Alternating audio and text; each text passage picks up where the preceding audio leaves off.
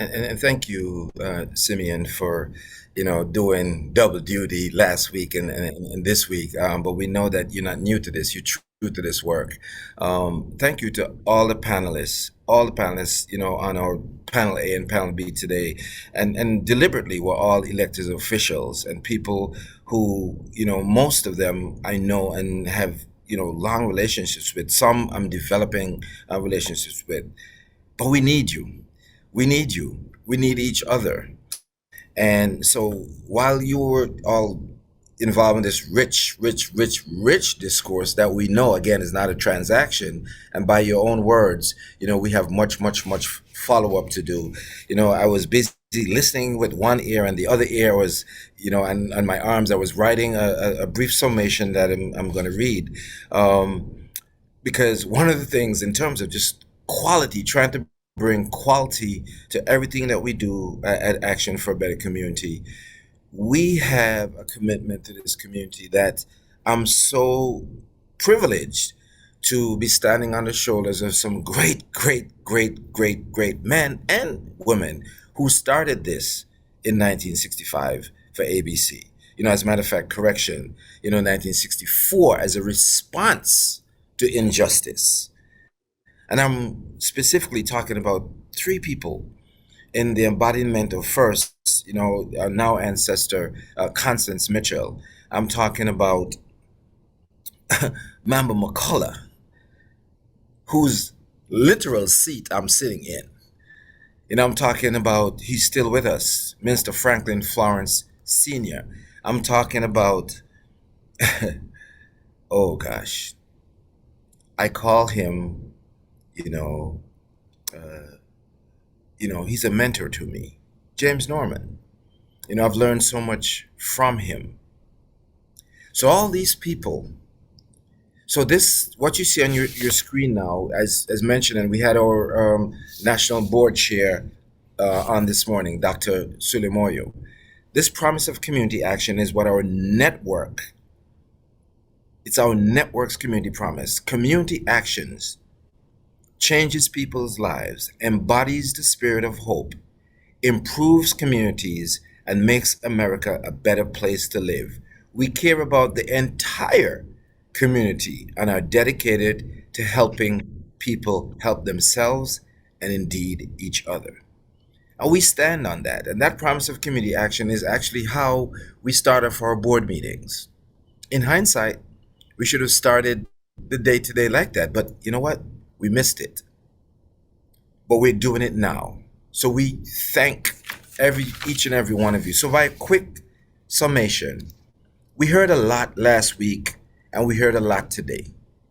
Most of it has been keenly focused, but not exclusively focused, on our theme of economic justice for an inclusive recovery. We've introduced the term greenlining into Rochester's lexicon, again, because we are seeking justice. We've heard from the Black Physicians Network and the Black Nurses Association that a BIPOC birthing center would be a significant step to reduce the disparities of infant mortality and adult morbidity.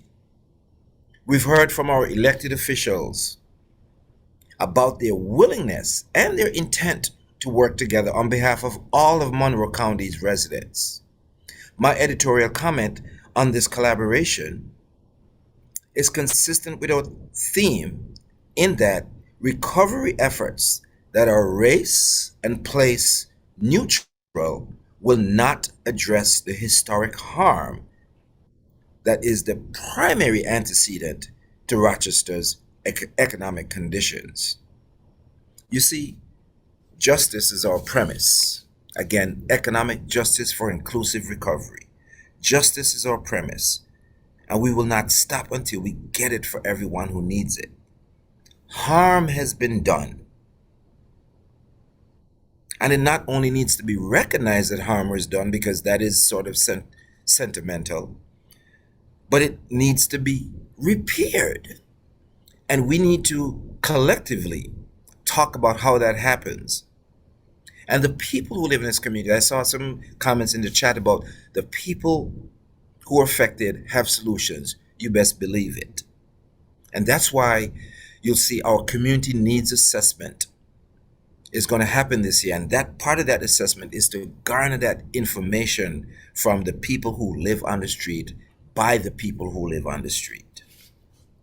This conference is part of ABC's work to seek that justice, to advocate for systemic change that will remove the foundation under which poverty proudly stands. As you've heard, much follow-up will be required. We will keep you informed as we do this. Trust and believe that.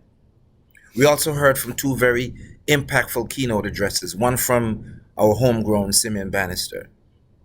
We heard about the North Star Coalition, and the other from Professor PLO Lumumba regarding his thoughts on how international collaboration can fuel the war against poverty. Both presentations complement each other. And as Martin Luther King Jr. said, injustice anywhere is injustice everywhere. We stand in solidarity with anyone fighting for justice. We are indeed justice workers. In closing, folks, I'd like to once again say a huge thank you to our presenters, our panelists. Thank you to ABC's board and staff for all the work that you do every day. Thank you to ABC's revamped foundation board for the work that you're about to do. Thank you to all the participants for taking time to log in, to listen, to ask questions, to criticize because we take it as constructive. And my final thank you for the conference is for the amazing planning team who put all this together and the technical team. We literally could not have done it without you. My personal gratitude goes out to all of you, to Sabrina Lamar, to Kate Washington, to Brad Rye, to Chris Bell, to Sonia Edwards, Jackie Dozier, Joseph Searles, Tracy Buff, Norma Holland, Dr. Ebony Clark, and to Sarah Taylor, our event coordinator. Thank you so much, and I apologize that we're 3 minutes over time, but it was worth it. Asante Sana, we'll see you soon. Stay tuned for the follow-up. Peace.